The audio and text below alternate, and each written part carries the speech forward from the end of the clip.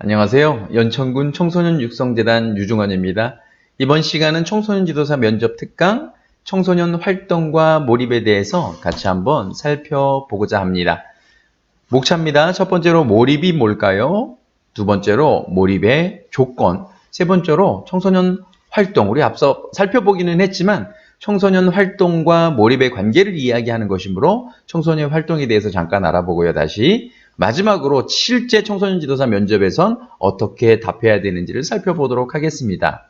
자, 먼저 몰입에 관련돼서 이야기를 하겠습니다. 몰입은 두 가지가 있는데 하나는 concentration과 또 다른 하나는 flow, 칙센트미하이가 얘기하는 flow라는 두 가지 영어 단어로 얘기를 할 수 있는데요. 둘 다 깊이 파고들거나 빠져있는 상태를 몰입이라고 얘기를 합니다. concentration은 우리가 알고 있는 건 집중이라고도 얘기를 하는 거잖아요. 어떻게 보면 concentration보다 flow가 조금 더 깊이 빠져드는 거라고 보시면 될 것 같아요.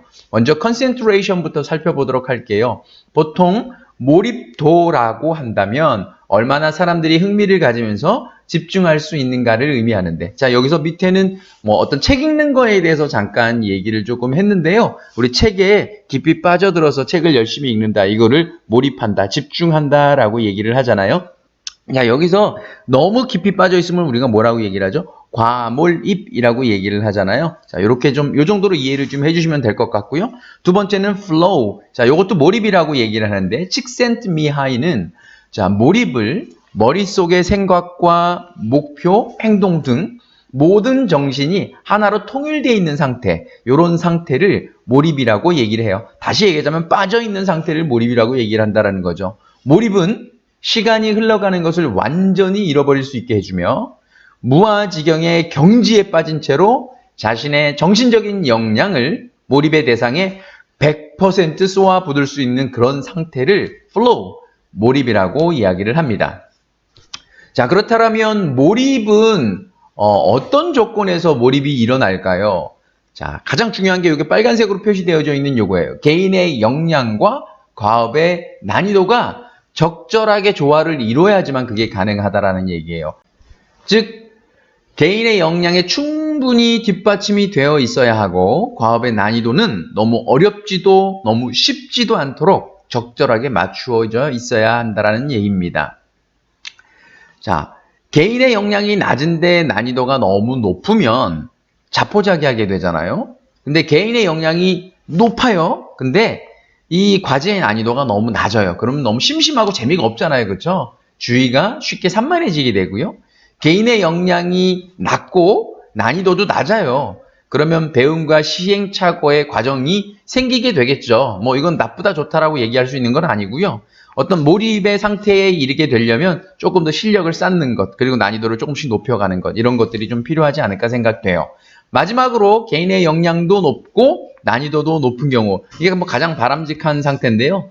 뛰어난 역량에 충분하게 걸맞는 도전적인 과업이 주어지면 그 사람은 그것을 완수할 때까지 먹고 자는 걸 잊어버리고 과업에 몰입을 하게 된다라는 겁니다.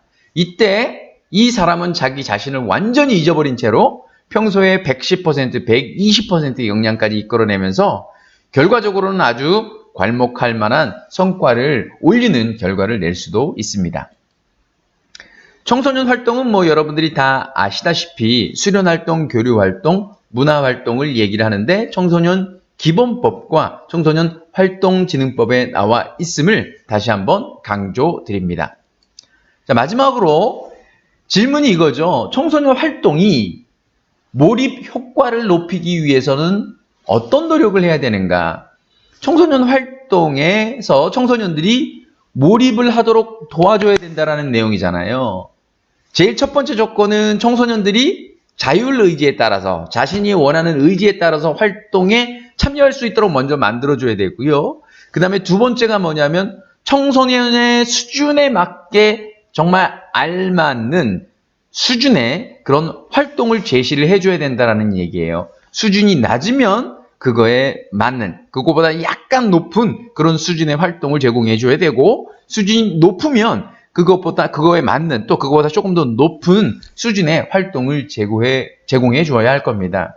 그러기 위해서는 정말 청소년 지도사가 지식이 풍부해야 되고 청소년 스스로의 과업 수행할 수 있는 능력, 활동할 수 있는 능력들이 높아야 하지 않을까라고 생각이 되어집니다. 항상 공부하고 노력하는 청소년 지도사가 되었으면 하는 바람입니다. 자, 출처 및 청소년 관련 홈페이지입니다. 참조하시고요. 꼭 합격하십시오. 화이팅!